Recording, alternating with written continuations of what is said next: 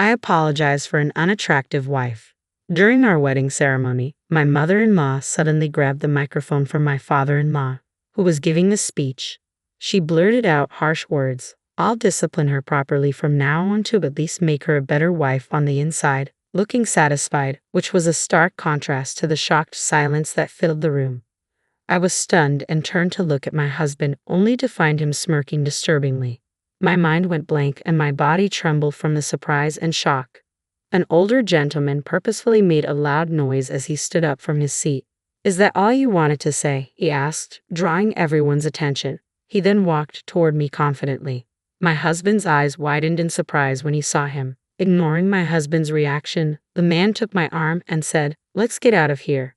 Before I could say anything, he led me out of the reception hall, dragging along the wedding dress I never wanted in the first place. As we walked through the hotel corridor, a flood of thoughts filled my mind. My name is Angela, a 35-year-old woman who grew up in a single-parent household after my parents divorced when I was in elementary school. In my 20s, my mother fell ill and needed care, so I balanced work and taking care of her. I was still single in my 30s when I met a man named Steven. He proposed to me despite knowing about my responsibilities toward my mother, after meeting me at work where I assisted him at the reception desk. Steve was a great guy, and I thought I might never get another chance to marry if I didn't take this opportunity. But I couldn't just leave my mother alone. After a year of dating, I struggled with my decision. However, Steve reassured me, saying, "I know how much you care about your mother, so why don't we become a family of 3?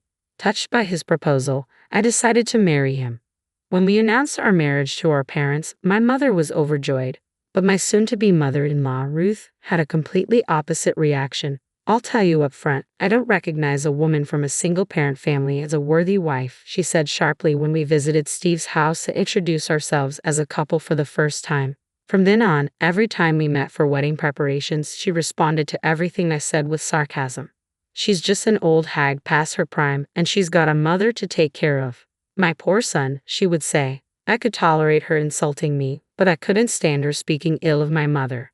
After all, it was Steve who said he wanted to be part of our family. "I bet you used some sly tricks to seduce my son," she accused. "I didn't do such a thing," I replied. "Well, your mother probably cheated on your father, and that's why he left." Ruth would lash out. Every time I tried to defend myself, she would attack me even worse. I thought about talking to Steve about it, but I didn't want to burden him with this unnecessary worry so close to our wedding. Ruth became more emboldened and interfered in the wedding plans. She even showed up the day we were picking out the wedding dress with my husband.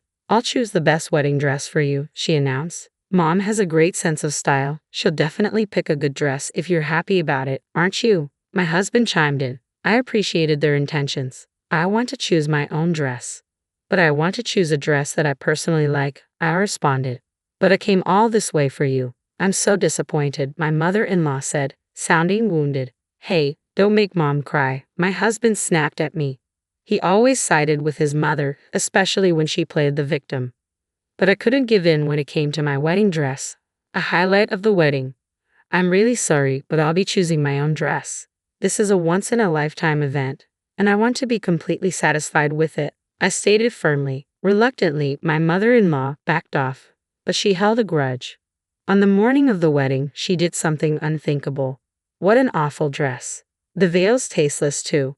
You'd look better wearing a garbage bag with a supermarket sale flyer on your head," she exclaimed when she saw my wedding dress in the dressing room of the hotel where the ceremony was held.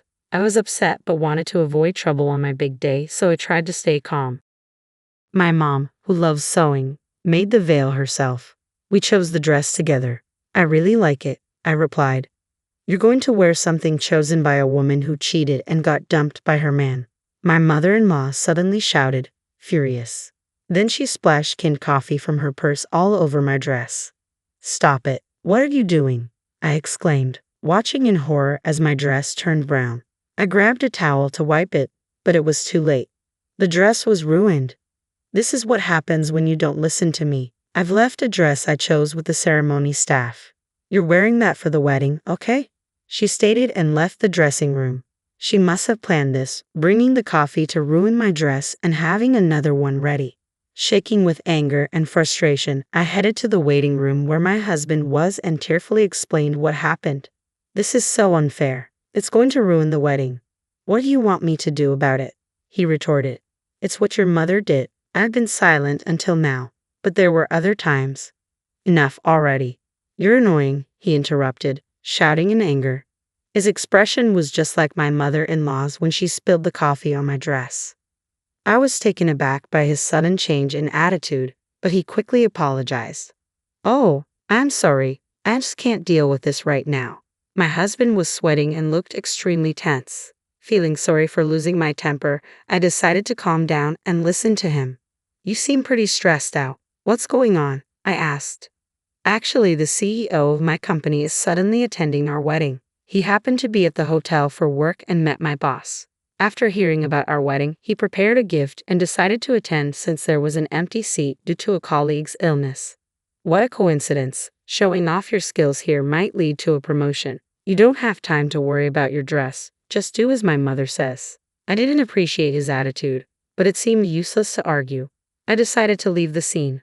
Then the wedding began. The ceremony at the church on the hotel's rooftop went smoothly, and I was relieved until the family speeches at the reception. My mother-in-law went all out. Raised in a single-parent household, she lacks common sense and is an ugly bride, but I'll make sure to discipline her, she declared loudly, ignoring my father-in-law's pleas to stop. Just as I was about to explode with anger, a middle-aged man stood up with vigor and came over to me. You don't belong in a place like this, he said, staring at my mother-in-law. Then he started to lead me away. Who is that old man interrupting my speech? What nerve does he have? My mother-in-law shrieked as she watched the man leading me away. She shrieked, but next to her Stephen was turning pale. Why is the CEO here? It turned out that the middle-aged man was the CEO of Stephen's company. Stephen was sweating profusely and looked extremely flustered. We hurriedly left the reception hall and returned to the dressing room, leaving the confused guests behind. Why is my father here? I wondered. That's right, the CEO of Stephen's company was also my biological father. The reason for my parents' divorce was a personality mismatch. They fought constantly while working and decided to divorce because they thought it was negatively affecting me. Even after the divorce, my parents occasionally met. I saw my father several times a month and received proper child support until I became an adult. He even helped out when my mother needed care, so our relationship was very good. However, I hadn't asked much about my father's job. I couldn't believe my father was the CEO of Stephen's company. Even I was surprised by this coincidence. Why are you here when you said you had an important business meeting and couldn't attend my wedding? I asked my father. My business meeting ended much earlier than I thought, he replied. I decided to come here to give you the gift at least. Then I met one of the employees at the entrance. It seemed my father was the boss Stephen was talking about. He found out it was my wedding when he asked for the names of the bride and groom to prepare the gift. When I told the employee about the situation, I heard there was a last-minute cancellation and a seat was available, so I decided to participate. Why didn't you tell me then? I asked. After consulting with your mother, we decided to make it a surprise. I never imagined it would turn out like this, my father said, looking somewhat sad. Just as I was about to talk to my father, the door of the dressing room opened. Angela, you can't just run off like that, my mother-in-law said in a fake sweet voice. I had never heard her speak like that before, and it gave me goosebumps. She must have heard from her husband that my father was the CEO.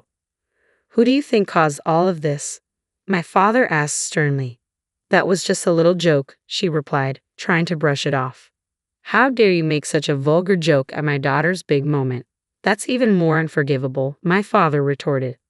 What? No, it wasn't a joke. Then, so you're saying you seriously called my daughter ugly? Challenged my father. My mother-in-law was lost for words, repeating and well, her eyes darting back and forth. Suddenly, my husband rushed in, his footsteps echoing, and he prostrated himself before my father. I apologize for the rudeness of my mother, he said. You're apologizing to the wrong person, my father said, looking down at my husband with a cold gaze and a stern voice. Angela, I'm sorry. My mom did all this on her own. If that's the case, why didn't you stop your mother when she was insulting me? I asked. I was shocked and couldn't move. Besides, my dad tried to stop her. But it sure seemed like you were grinning and sitting pretty comfortably, I pointed out. That's just your imagination. Anyway, the only one to blame for everything is my mom. my husband shouted, pointing accusingly at his mother. Stephen, are you betraying your mama? Didn't we agree to discipline this cheeky wife together? My mother-in-law protested. Hey, don't say unnecessary things, my husband exclaimed, covering his mother's mouth to stop her from speaking further. Her muffled voice was truly comical. So would you like to explain what's really going on? My father asked. No, this is something my mother did on her own. It's for your own good, to be honest, right now, don't you think? My husband stammered. As my father continued questioning, my husband shuddered and finally began to speak. When Angela insisted on choosing her wedding dress, my mother said she would become a cheeky wife if not properly disciplined. What's wrong with choosing my own dress? I asked. It's only natural that a wife listens to her mother-in-law, isn't it? If you can't even do that, I thought you'd become a bad wife who wouldn't listen to her husband in the future. First of all, a married couple should be equals, right? There's no hierarchy. If I can't make you listen to me, there's no point in marrying a woman on the verge of becoming an old hag, my husband admitted. The truth finally slipped out. He had decided to marry me not because he loved me for who I am, but because he thought I would be a convenient tool to use. All those words about wanting to take care of my mother and becoming a family of 3 were just lies. Were they all lies? Of course, you had plenty of savings, didn't you? I was planning to use that to build a 2-family house. I wanted to make you work like a slave and live happily with my mother, but now it's all ruined. Once my husband started speaking his mind, there was no stopping him. He was not only intent on making me submit, but also willing to drain our savings. How selfish could a person be? Seeing my disgust, my husband seemed to realize he had misspoken and his face took on a shocked expression. No, that's not what I meant. That's it. It's over. You don't need a wife who won't spend money or act as a servant, do you? Wait a minute. I just lost my temper and blurted out something I didn't mean. As if I could believe that. I simply can't marry you. Sensing my resolve, my husband was visibly shaken, pacing around aimlessly. Then he seemed to remember something. Our wedding is today. We can't possibly send the guests home now. I will apologize to our guests and return their gifts. Since your mother is the cause of our canceled engagement, you will bear the costs of the wedding. You're joking. Even if we were to break up, it's your fault for making a fuss about one little outburst from my mom. As if it was just one time, huh? All the awful things you've said to me are right here. I pulled out my smartphone from my purse. I had recorded countless unbearable words from my mother-in-law. Pressing the play button, words like poor, ugly, harsh woman came out in quick succession in her unpleasant voice. When did I record all this? Well, I'm not a fool, you know. I will be claiming damages for emotional distress. I was just trying to discipline my daughter-in-law. I didn't do anything wrong. If you can't pay willingly, I'll take you to court. Please say the same thing in front of the judge. What are you talking about? This isn't a joke. Realizing she'd be at a disadvantage in court, my mother-in-law went pale and slumped on the spot. I'll reconsider your position at the company as well, my father added, with the final nail in the coffin. My husband finally broke down and fell to his knees. I'm sorry, Angela. Please forgive me. That's right, Angela. You're already married. You can't just divorce so easily. If we can overcome this wall, we'll make a great couple, right? My husband and mother-in-law started pleading. I forcefully shook them off and glared at them. Silence. Scum. Go to hell. With that, I left the dressing room. I then followed through with my declaration of canceling my engagement with Stephen and filed a claim for emotional distress against my mother-in-law. The full cost of the wedding was paid by my ex-husband, and the issue was finally settled. After that, my ex-husband was ostracized at work when his colleagues found out about the wedding fiasco. Additionally, at my father's behest, he was relocated to a remote branch in Nebraska, effectively a demotion. My former mother-in-law was scorned by her relatives for tarnishing their reputation and divorced by my former father-in-law. She was promptly kicked out of the house. I am now focusing on my work and have no interest in getting married again. Over time, my parents have also regained their composure, and we occasionally have family dinners. I am now living a very happy life.